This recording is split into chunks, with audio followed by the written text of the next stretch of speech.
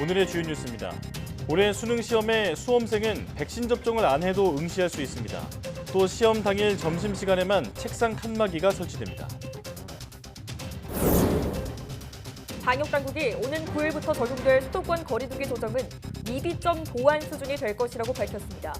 수도권 저녁 3인 모임 금지 조치도 당분간 더 유지될 전망입니다. 세계보건기구 WHO가 지금까지 전 세계 백신의 80% 이상이 중상위 소득 국가에 돌아갔다며 부스터샷을 9월까지 중단할 것을 요청했습니다. 미국은 각국의 접종 확대와 부스터샷을 동시에 할 수 있다며 즉각 부정적인 반응을 보였습니다. 델타 변이 확산으로 집단 면역 형성 기준이 올라갔습니다. 보건 전문가들은 델타 변이의 높은 전파력을 근거로 집단 면역 형성의 기준을 기존 인구의 60%에서 80%에서 90%가 백신을 맞아야 한다고 밝혔습니다. 최근 중국 우한에서 발생한 코로나19 감염은 델타 변이로 밝혀졌습니다. 파우치 미 전염병 연구소 소장은 델타 변이 확산으로 올가을 미국의 신규 환자가 20만 명까지 늘어날 수 있다고 경고했습니다.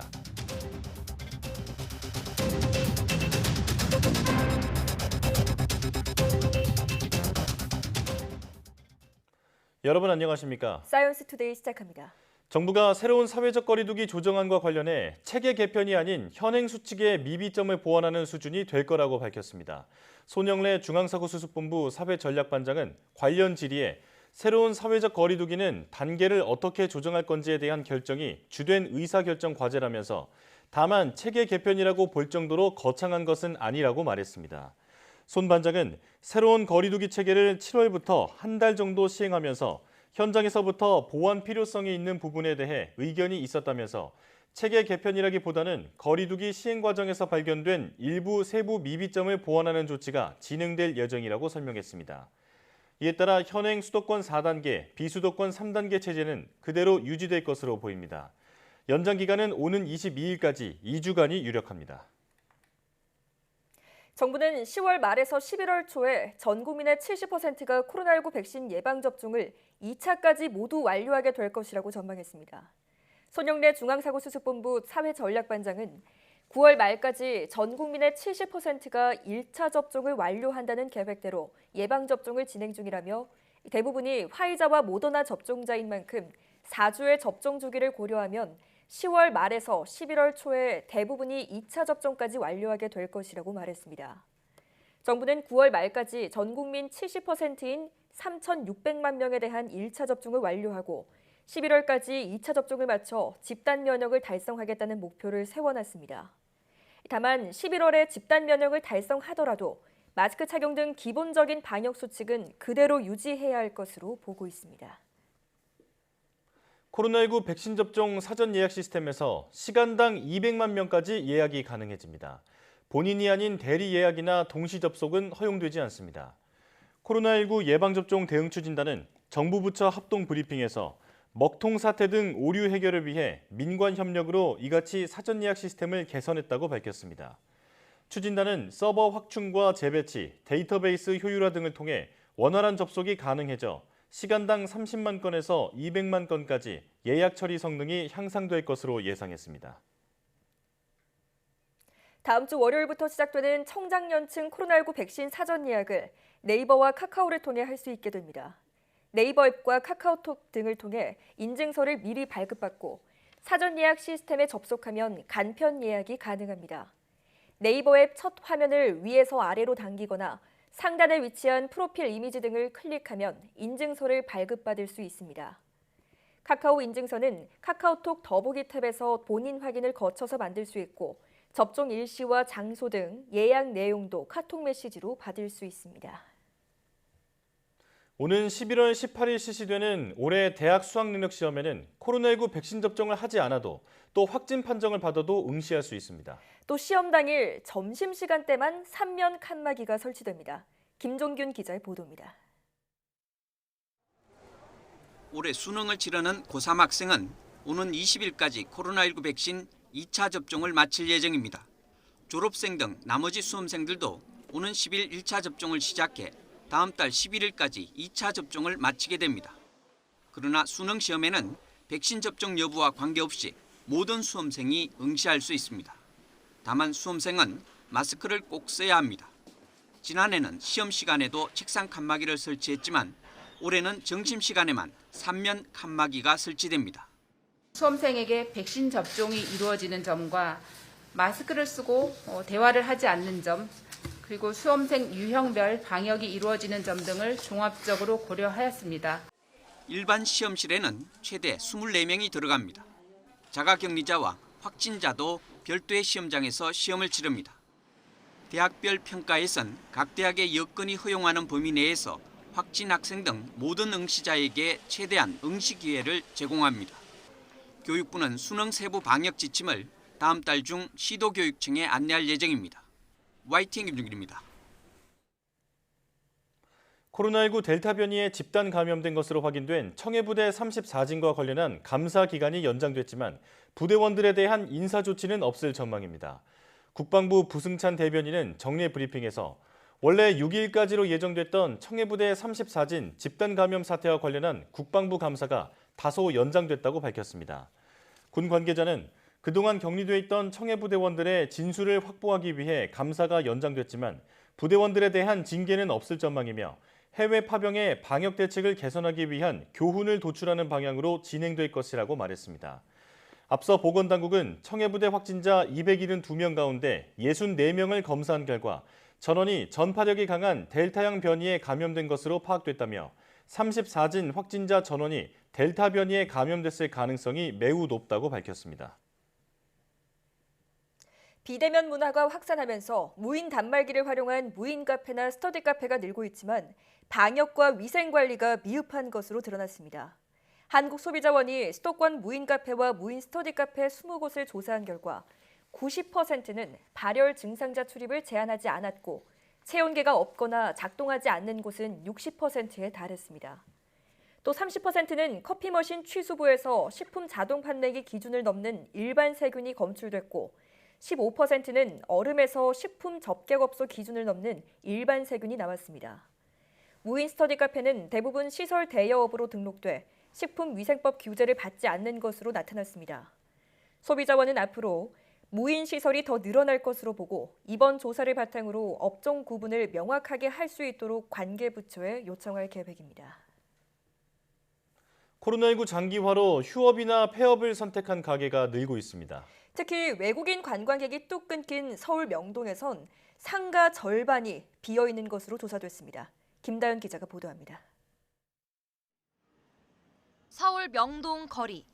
2년 전과 달리 한낮의 활기는 온데간데 없어졌습니다. 여기도 임대, 저기도 임대. 가게 유리창 너머 보이는 건 손님이 아닌 시커먼 어둠입니다. 한 집 건너 한 집 수준으로 비어있던 가게가 이제는 줄을 섰습니다. 지난해 12월 제가 취재를 위해 찾았던 식당 앞입니다. 8달 만에 다시 온 음식점 문 앞에는 이렇게 임시 휴업 안내문이 붙어 있습니다. 외국인 관광 자체가 줄다 보니 코로나19 여파를 이기지 못하고 하나 둘 상권을 떠나는 겁니다. 그나마 자리를 지키고 있는 상인들은 이미 매출이 10분의 1로 곤두박질 쳤는데 영업하는 게 맞나 싶습니다. 90%가 외국인 상대로 일본 분들 중심으로 해서 중국 분들, 동남아시아 분들을 상대로 영업을 하다 보니까 거의 큰 타격을 받았다고 볼 수 있죠. 올해 2분기 명동의 소규모 상가 공실률은 43%. 불과 1년 만에 큰 폭으로 올라 지금은 10곳 가운데 4곳이 가게를 내놓은 겁니다. 체감 정도는 더 큽니다. 취재진이 확인해보니 100m도 못 가서 폐업, 휴업 가게 40여 곳을 발견했습니다. 한 3, 4년 된 것 같은데요. 저녁에는 다 닫죠. 코로나 전에는 10시가 됐는데요. 지금은 6시, 7시입니다. 다른 곳 상권 사정도 크게 다르지 않습니다. 유동인구에 의존하던 서울 이태원과 홍대, 신촌 공실률도 높은 편입니다. 서울 전체 평균치인 6.5%를 뛰어넘었습니다.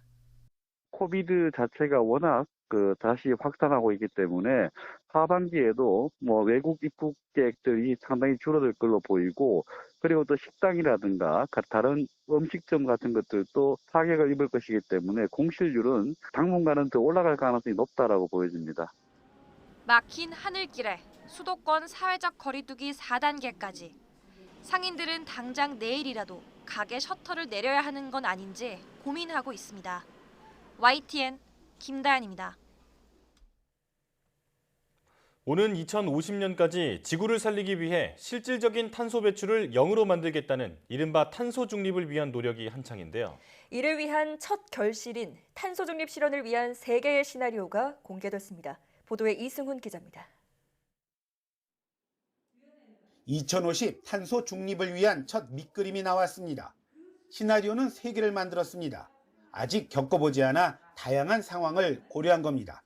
우리 생활 전반에 체질을 뜯어고치는 일이라 내용은 방대하지만 1화는 지금 있는 걸 될 수 있으면 많이 활용하고 2화는 좀 더 줄이고 3화는 획기적으로 줄였다고 보면 됩니다. 예를 들어 에너지 전환의 시나리오를 보면 1화는 7기의 석탄 발전소를 남겨두지만 2화는 석탄 발전소를 없애는 대신 LNG 발전소 몇 개만을 가동하고 3화는 석탄 LNG 모두 없애고 태양광 등 재생에너지에 우리 전력 생산을 맡기는 식입니다.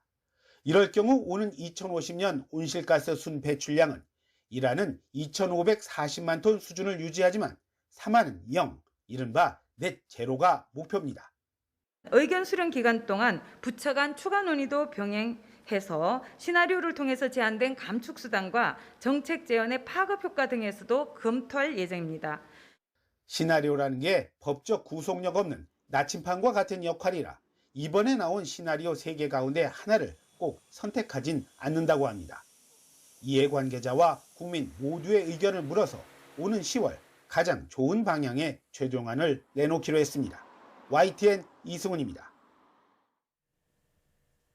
정부가 희소금속 평균 비축량을 현재보다 2배 가까이 늘려 101분을 확보하기로 했습니다. 정부는 제42차 비상경제 중앙대책본부 회의를 열고 관계부처 합동으로 이런 내용을 담은 희소금속 산업 발전 대책 2.0을 발표했습니다. 우리나라는 희토류를 포함한 총 35종을 희소금속으로 관리하고 있는데 니켈, 규소, 리튬, 몰리브덴, 타이타늄 등 희소금속 가격이 최근 1년간 1.5배에서 2.5배 급등했습니다. 산업부는 희소금속 수요가 급증하고 있지만 매장 생산량은 일부 국가에 집중된 탓에 수급 불안 우려가 커 안정적 공급망을 구축하는 데 초점을 맞춰갈 방침입니다. 최근 폭염으로 서울 하천 수온이 치솟은 것으로 나타났습니다. 서울시 보건환경연구원에 따르면 지난달 한강 본류 노량진 평균 수온은 26.1도로 예년 평균인 23.7도보다 2.4도 높았습니다. 하루 중 최고 수온 평균값인 평균 최고 수온은 노량진에서 지난달 26.7도를 보여 예년보다 2.6도 높았습니다. 특히 안양천의 지난달 평균 최고 수온은 31.2도로 폭염이 극심했던 1994년 32.6도 이후 27년 만에 가장 높았습니다. 연구원 측은 지천은 한강보다 수심이 얕고 유량이 적어 기온 변화에 훨씬 민감하다며 소하천이나 정체 구간은 기온 영향이 더 클 것으로 예상했습니다.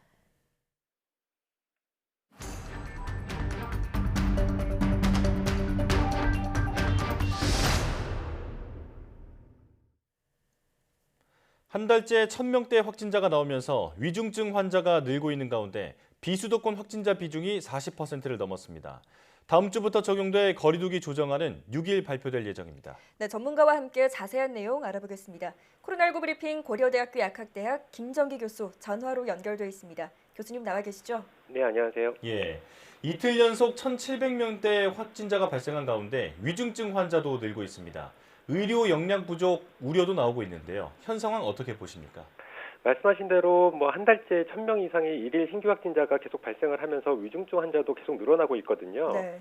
8월 5일 0시 기준으로 위중증 환자는 총 369명으로 발표가 됐는데 하루 전날보다 무려 40명이나 늘어난 수치입니다. 예.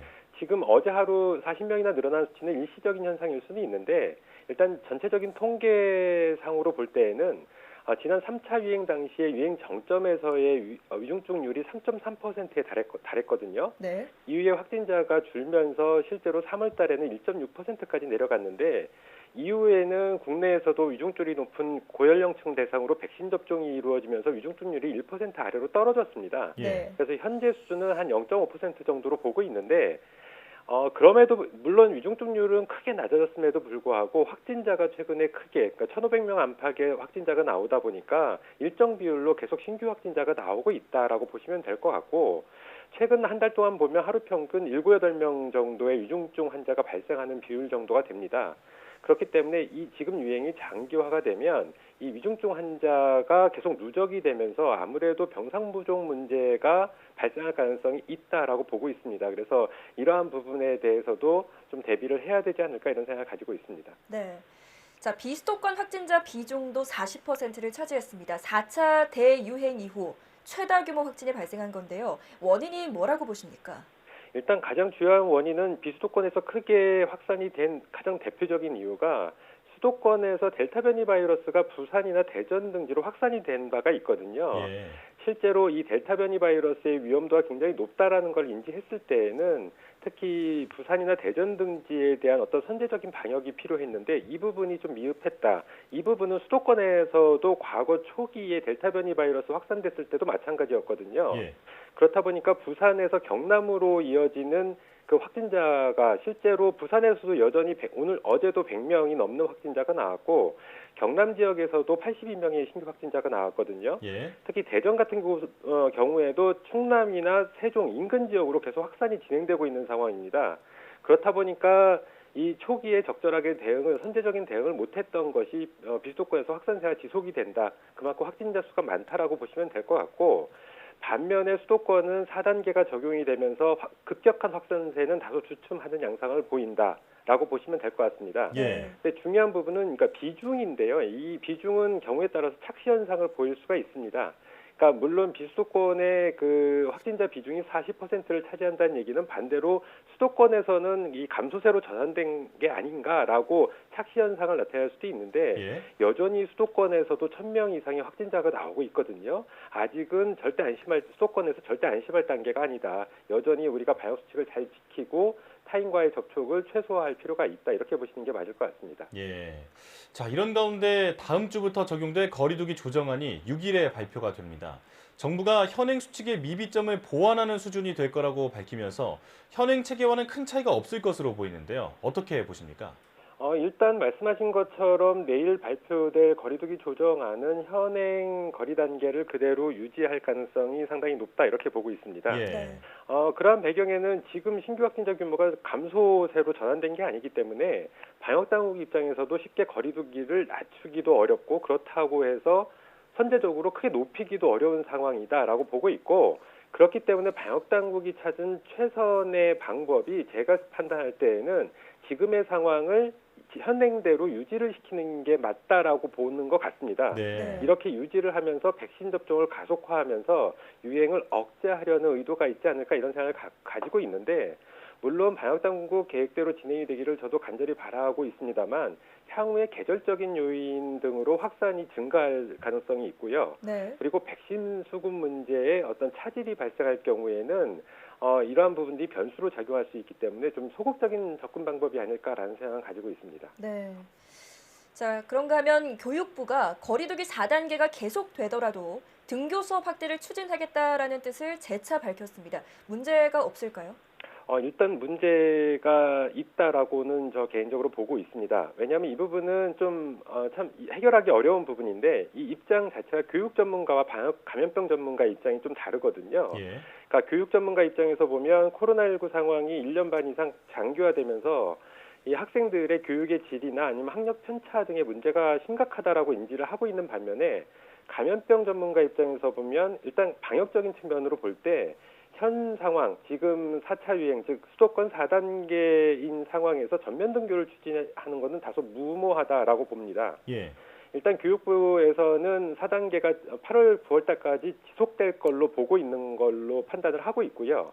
이 경우에 4단계일 경우에는 전면 원격 수업이 기본 원칙인데 밀집도 기준을 완화해서라도 전면 등교를 추진하려고 하고 있거든요. 네. 이렇게 될 경우에는 향후에 2학기 때 학교를 중심으로 크게 확산할 가능성이 매우 높다 이렇게 보고 있고, 과거에는 가정에서 학교로 전파가 이루어졌다라면 그 지금 2학기에 전면 등교를 실시할 경우에는 학교에서 반대로 가정으로 전파되는 양상, 그래서 부모를 통해서 지역사회 감염으로 다시 확산하는 양상이 발생할 수 있다라고 보고 있습니다. 예. 더군다나 학생들 같은 경우에 전면 등교를 추진하는 기본적인 배경에는 학생들은 감염되더라도 위험도가 낮다라고 판단을 하는 건데, 일단 코로나19 후유증 문제도 명확하지가 않고요.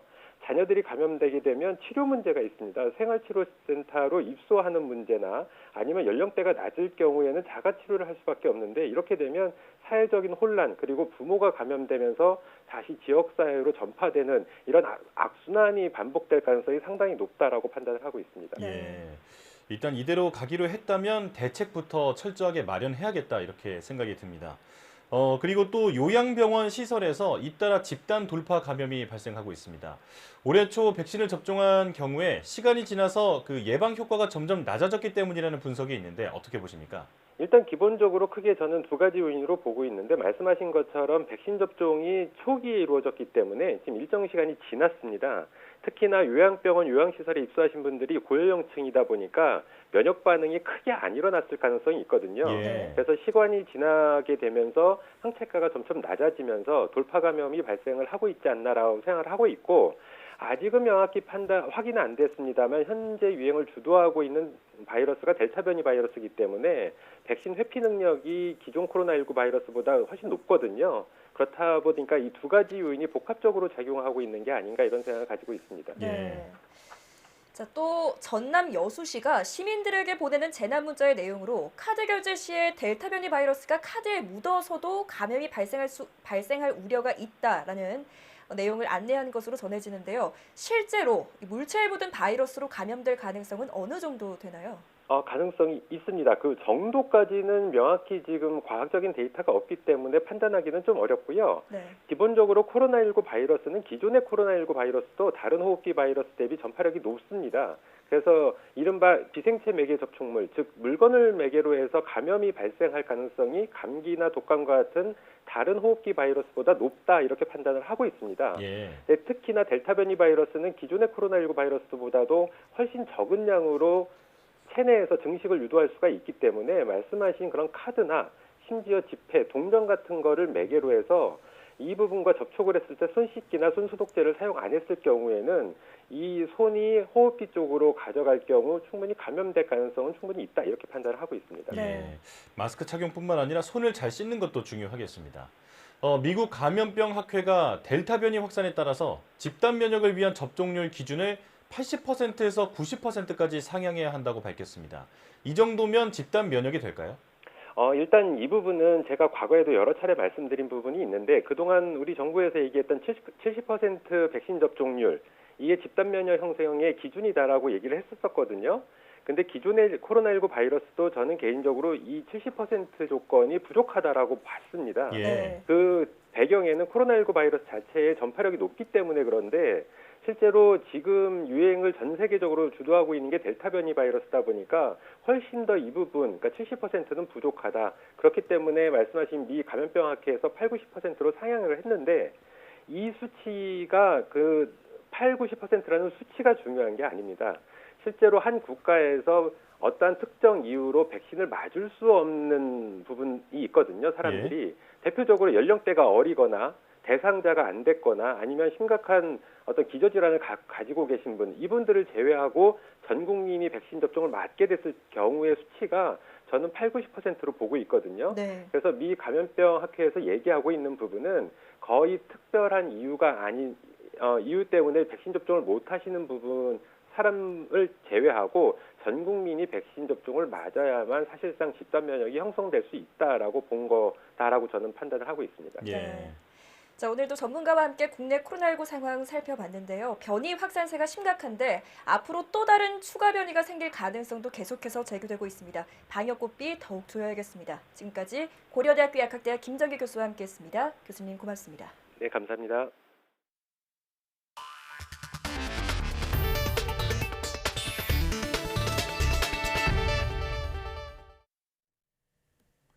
미국에서 델타 변이로 인한 코로나19 감염 사례가 지난 2달 사이 급속도로 확산해 비중이 93%를 넘어선 것으로 나타났습니다.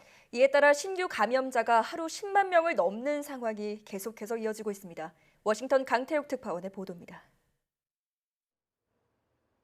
CNN은 질병통제예방센터 CDC 자료를 인용해 델타 변이가 지난 2개월 동안 급속도로 확산했다고 전했습니다.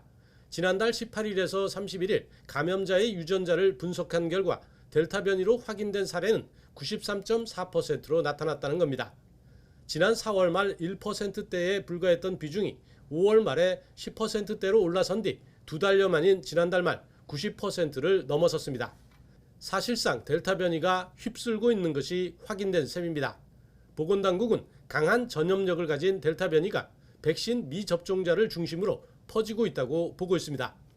If you get sick with the Delta variant, we estimate that you could infect about 5 other unvaccinated people, more than twice as many as the original strain. 최근 하루 신규 확진자는 이미 10만 명을 넘은 상태가 이어지고 있습니다. 존스홉킨스 대학은 신규 감염자를 2일 12만 7천여 명으로 3일에는 10만 6천여 명으로 집계했습니다. 이 때문에 주요 발병지인 중남부 주의 병원들은 거의 포화 상태에 이르고 있습니다. It's a 12 to 14 hour day, every day. How do you handle that? Not well, but we don't have a choice. 하지만 백신 접종은 최근 일주일 평균이 44만 회. 최근 늘고는 있지만 모든 미국인이 최소 1회 백신을 맞으려면 앞으로도 6개월이 더 걸릴 것이란 분석입니다. 백악관 대응팀은 하루 100만 회 이상 백신 접종이 이뤄지지 않는다면 최근의 재확산세는 겨울까지 이어지는 게 불가피하다고 보고 있습니다. 워싱턴에서 YTN 강태욱입니다. 지금처럼 델타 변이를 중심으로 미국의 코로나19 확산세가 계속되면 올가을 미국의 신규 확진자 수가 20만 명까지 증가할 수 있는 것으로 전망됐습니다. 앤서니 파우치 미 국립알레르기 전염병 연구소장은 현지 시간 4일 언론그룹 매클레치와 인터뷰에서 전국적으로 확산세가 가파르다며 몇 주 안에 신규 확진자 수가 현재의 2배에 달하는 20만 명이 될지 모른다고 말했습니다. 이어 몇 달 전만 해도 하루 1만 명의 확진자가 발생했다는 것을 기억해야 한다며 국민 다수가 백신을 접종하지 않는다면 코로나19 바이러스가 가을부터 겨울까지 계속 확산하면서 더 심각한 변이가 생길 기회를 줄 수 있다고 경고했습니다. 전 세계적으로 확산하고 있는 델타 변이 바이러스가 집단 면역 형성 기준도 올리고 있습니다. 보건 전문가들은 델타 변이의 빠른 전파력을 고려할 때 집단 면역을 형성하기 위해서는 기존 60-70%보다 높은 인구의 80-90%가 백신을 맞아야 한다고 밝히고 있습니다. 보도에 김형근 기자입니다. 미국에서 성인 가운데 최소 한 차례 이상 백신을 접종한 사람은 70%에 이릅니다. 전체 인구 대비로는 57% 정도가 한 차례 이상 백신을 맞았습니다. 하지만 최근 백신 접종 속도는 눈에 띄게 둔화한 상태입니다. 이러는 사이 델타 변이가 급속도로 확산하며 지난 2월 대유행 상황으로 되돌아갔습니다. Since we reached our lowest case numbers earlier this summer, we've seen COVID-19 cases soar by a factor of nearly 10. Hospitalizations and ICU rates have doubled in a month. 델타 변이의 무서운 확산 속도를 지켜본 보건 전문가들 사이에서는 집단 면역 기준을 올려야 한다는 의견이 나오고 있습니다. 미국 감염병 학회는 집단 면역 기준을 80% 이상, 최대 90%까지 상향해야 한다고 발표했습니다.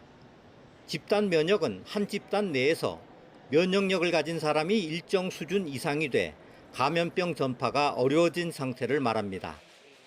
지금까지는 인구의 60-70%가 항체를 가지면 코로나19 집단 면역이 형성되는 것으로 여겨졌습니다.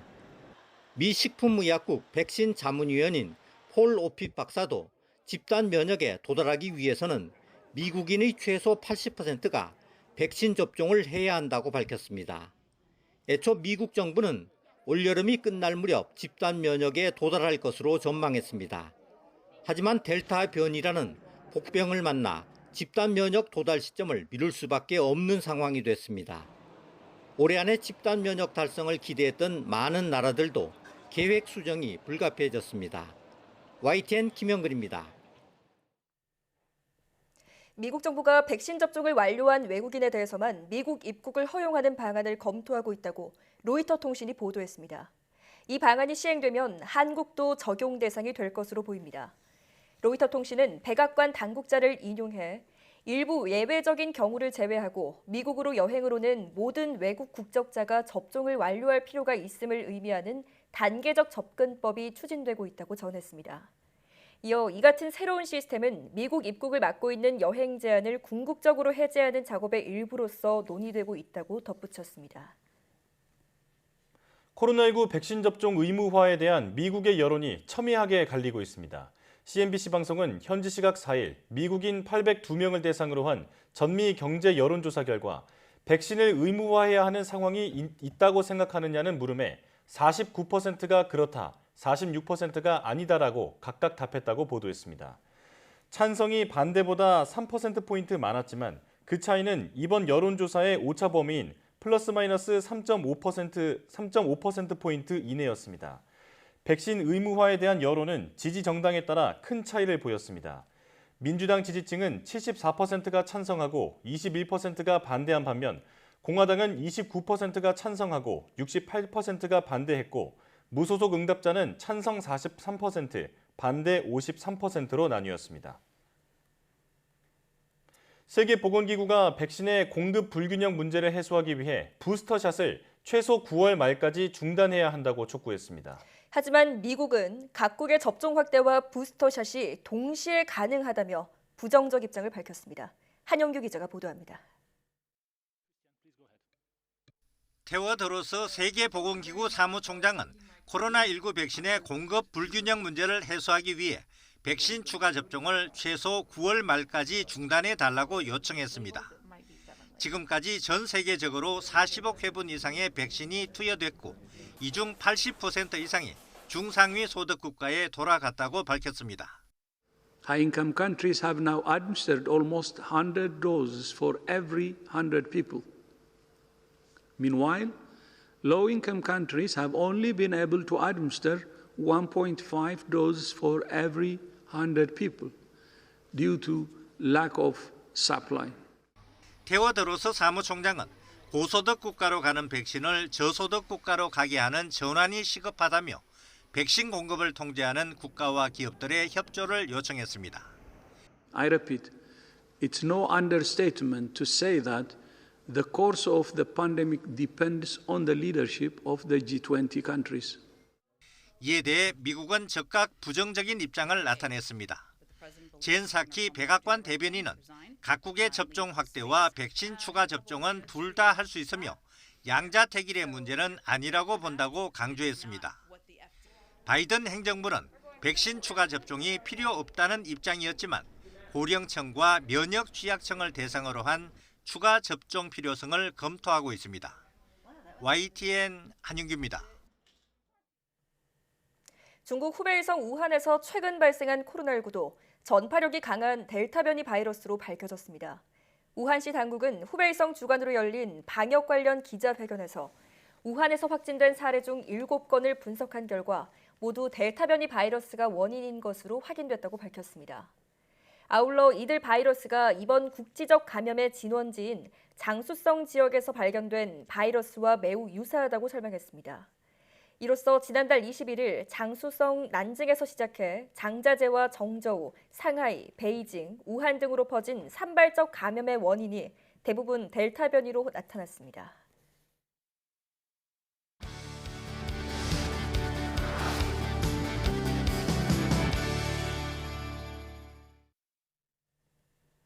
코로나19로 밖에 나가기 어려운 요즘 사람이 적고 시원한 공원이나 숲을 찾는 분들이 많을 텐데요.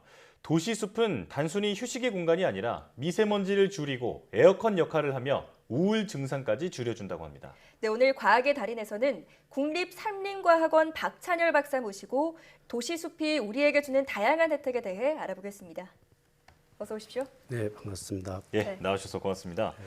박사님께서는 오랫동안 도시숲 연구를 해오셨다고 또 저희가 그 소개를 했는데요.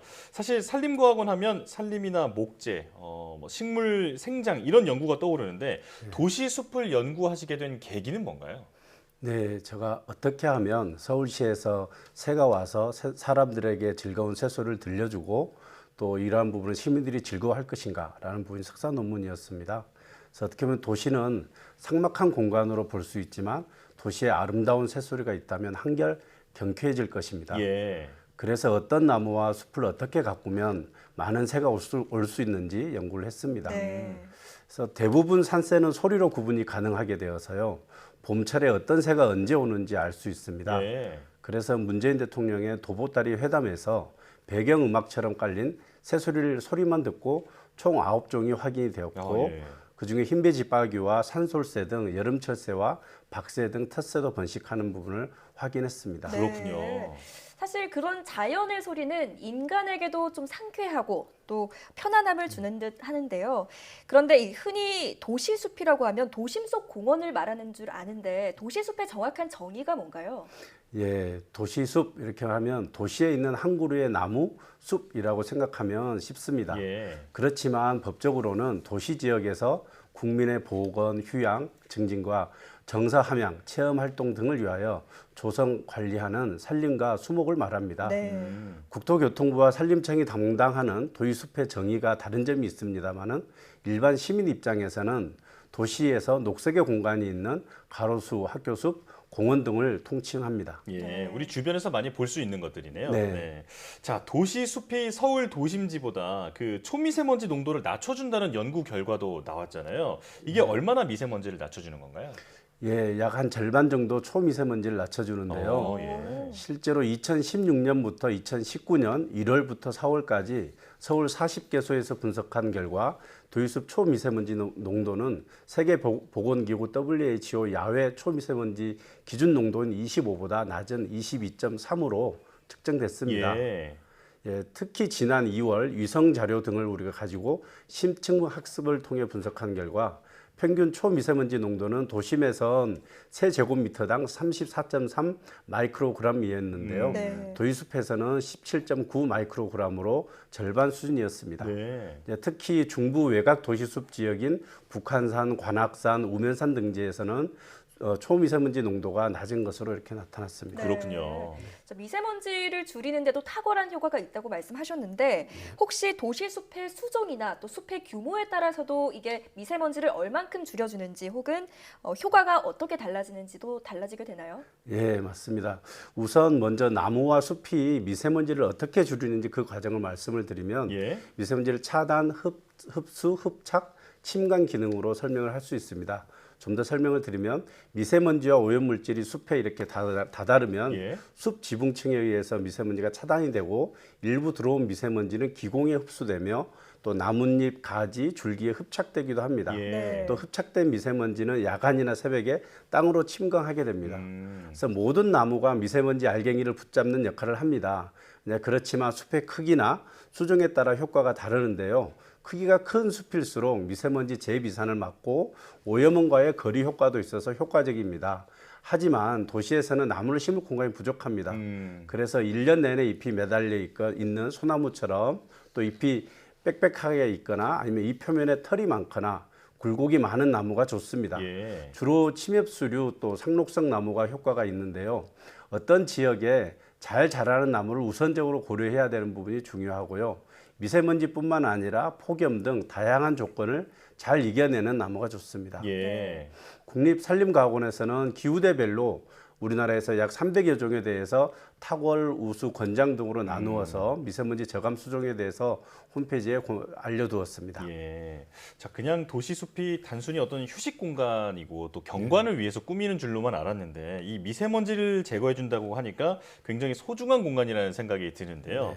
자, 그리고 또 우리가 그 도시에 있는 어떤 숲이나 나무를 보면 기분이 좋아지잖아요. 이렇게 그 도시숲이 우울 증상도 줄여준다고요?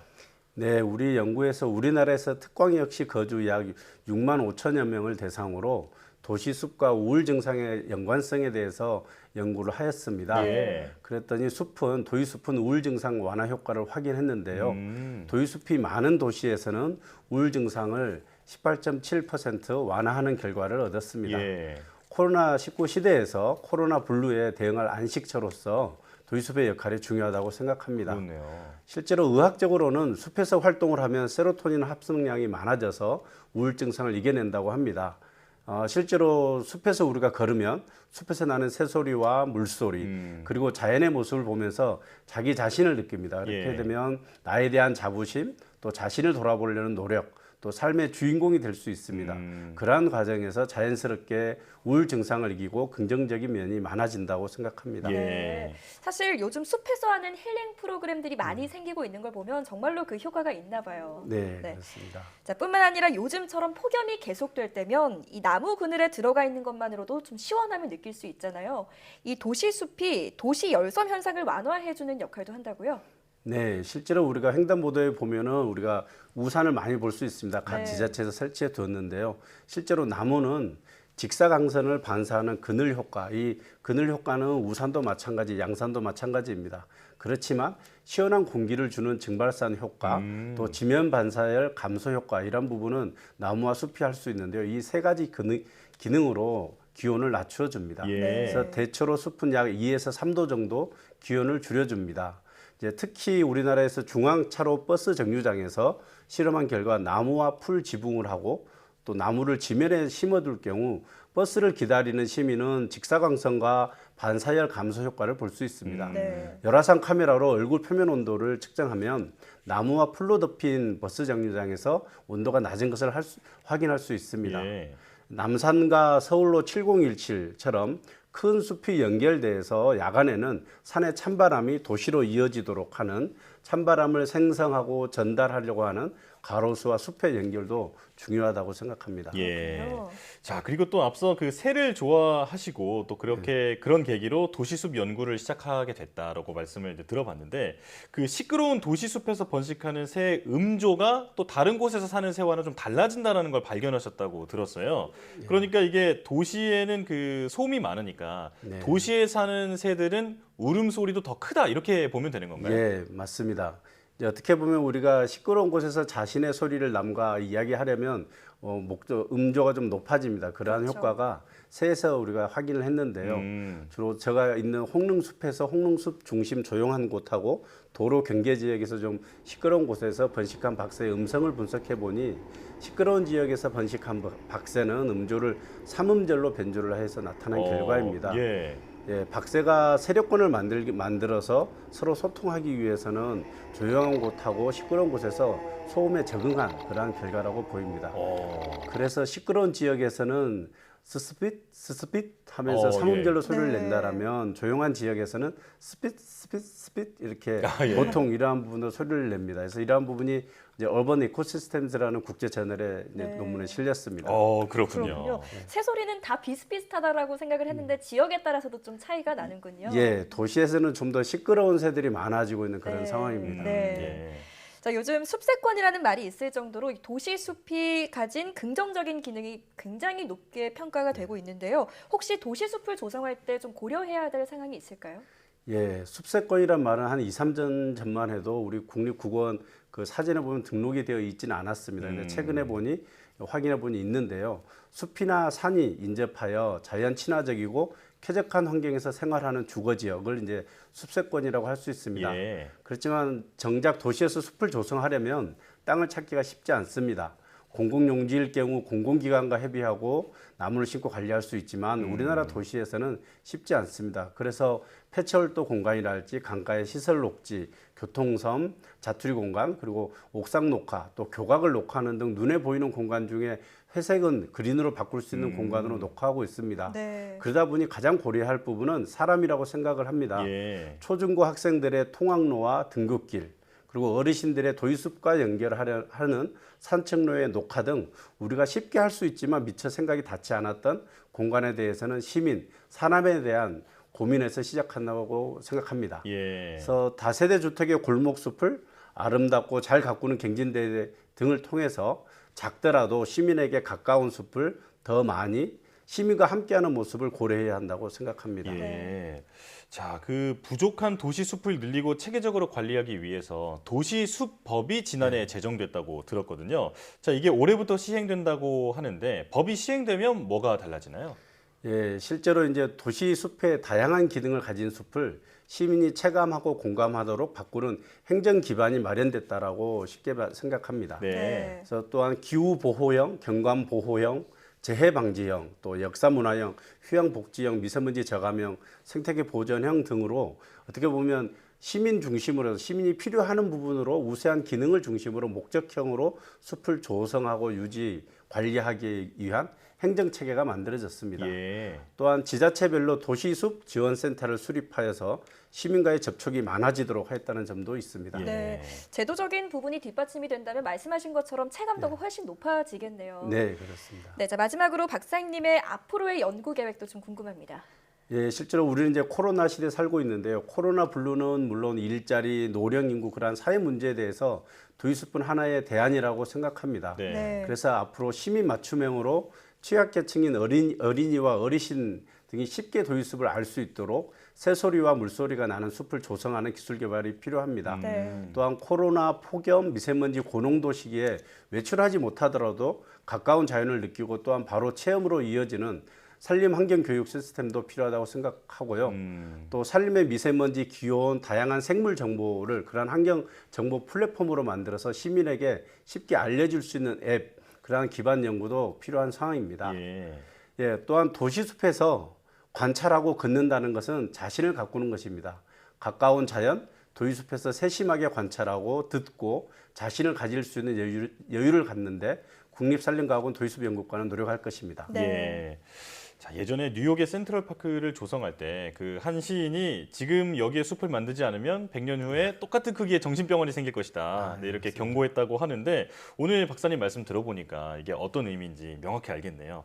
자, 지금까지 국립산림과학원 박찬열 박사와 함께 오늘 도시숲에 대해서 알아봤습니다. 고맙습니다. 네, 감사합니다.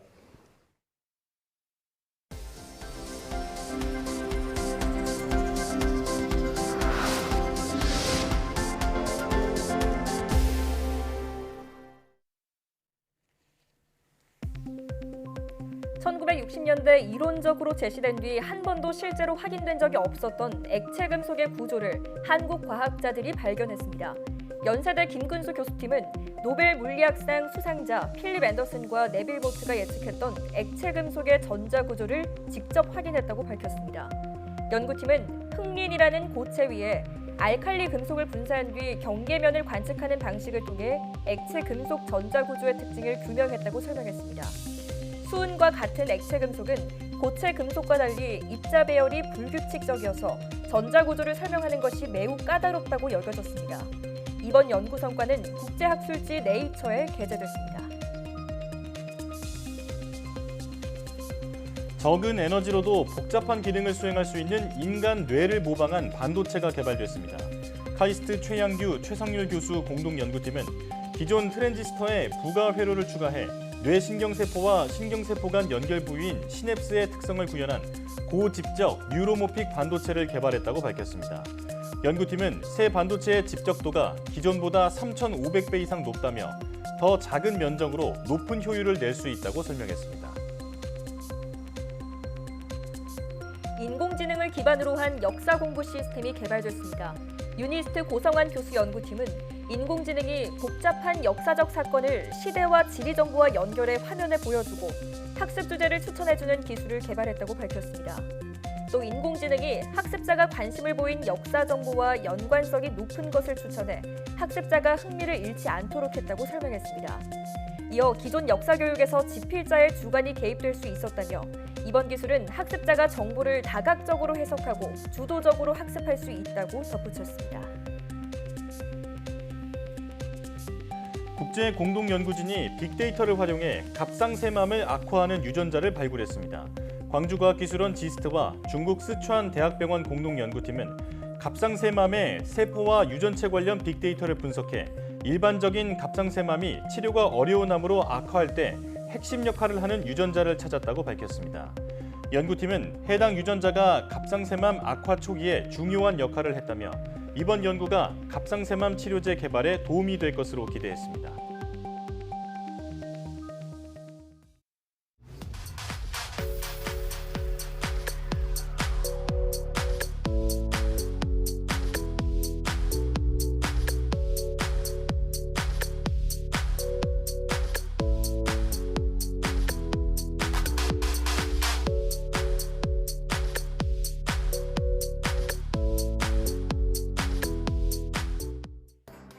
예약 먹통 사태를 빚었던 코로나19 백신 접종 사전 예약 시스템이 시간당 200만 명까지 예약이 가능하도록 성능이 개선됩니다. 또 앞으로는 네이버와 카카오 앱을 통해서도 예약할 수 있게 됐는데요. 민관 협력으로 더 편해진 예약 환경을 통해 백신 접종 사업이 잘 진행되길 기대합니다. 사이언스 투데이 마칩니다. 함께해 주신 여러분 고맙습니다.